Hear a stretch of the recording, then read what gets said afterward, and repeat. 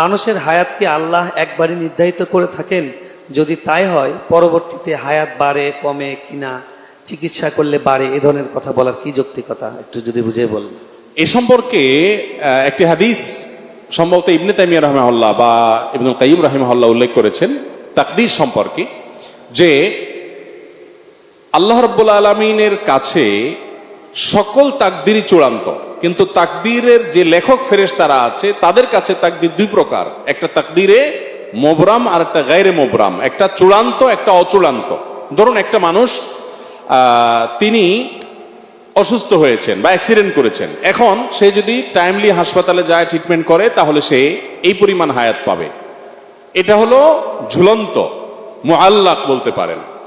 আরেকটা হলো যে না, প্রত্যেকটা মানুষের একটা লিমিটেড একটা ফিক্সড বাজেট আছে। ফর এক্সাম্পল আপনার 50 বছর আপনার বাজেট আছে হায়াত, বাকি আপনার লাইফস্টাইলের উপরে আপনার পদক্ষেপের উপরে নির্ভর করে আরো 30 বছর 20 বছর 40 বছর আপনি বাঁচবেন বা বাঁচবেন না, সেটা আপনার পদক্ষেপের উপর নির্ভর করে, যে আপনি স্বাস্থ্য সচেতন, আপনি সতর্ক, এসব কারণে আল্লাহ তাআলা, বা আপনি নেকামল করলে রিজিক বাড়ে, হায়াত বাড়ে, সেগুলোর কারণে আপনার হায়াত এক্সটেনশন হবে, কিন্তু ফিক্স একটা আছে।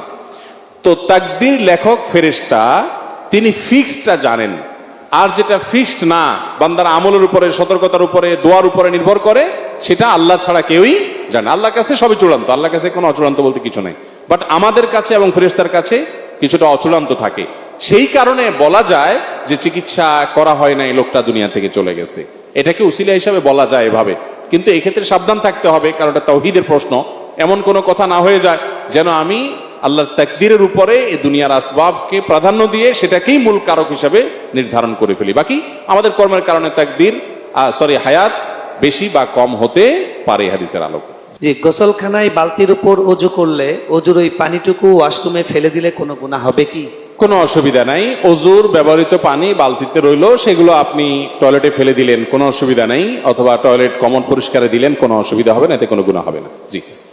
বিভিন্ন জায়গায় বিভিন্ন মসজিদে আজান দেয়, এখন যে কোনো প্রথম আজান শেষ করে নামাজে দাঁড়ালাম, পরে অন্য মসজিদে আজান দিল, সেক্ষেত্রে নামাজ হবে কিনা? কোনো অসুবিধা নাই, ওয়াক্ত হয়ে গেছে, আজান হয়ে গেছে, আপনি জামাত শুরু করবেন, এরপর অন্য জায়গায় যদি আজান হয় তাতে কোনো অসুবিধা নাই, আপনার নামাজের কোনো অসুবিধা হবে না। আর বাংলাদেশে এক এক মসজিদে এক এক সময় আজান দেয়, যদিও একটা টাইমে যদি বা কাছাকাছি টাইমে যদি আজান দেওয়া হতো সেটা ভালো হতো, কিন্তু পৃথক পৃথক টাইমে আজান হয়, তাতেও সুবিধা আছে যে এক জায়গায় মিস হয়ে আর জায়গায় জামাত পাওয়া যায়। জি। হুজুর, আমার প্রশ্ন হলো, আমার একটা নীল পাঞ্জাবি আছে, আমি প্রতি জুমায় পাঞ্জাবিটা পরে সালাত আদায় করি এবং আল্লাহর রহমতে প্রচুর দাওয়াতও পাই, তাহলে এই পাঞ্জাবিটা কি দাওয়াত পাওয়ার একটা উসিলা হিসেবে ধরা যাবে কিনা?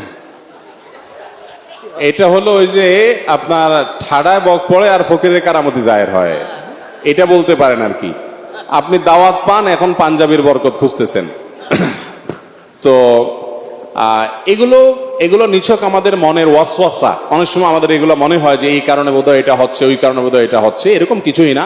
হয়তো কাকতালীয়, আপনি যেদিন যেদিন দাওয়াত পান ওই দিন হয়তো আপনার এই পাঞ্জাবি পরা থাকে। কই, আমরা তো নীল পাঞ্জাবি পরি না, আমরা তো প্রতিদিনই দাওয়াত খাই। যদি দাওয়াত খাওয়ার জন্য নীল পাঞ্জাবির কোনো ভূমিকা থাকতো তো সাদা পাঞ্জাবি পরে তো দাওয়াতই পাইতাম না আমরা। ঠিক। অতএব এটা সঠিক কোনো বিষয় না। জি।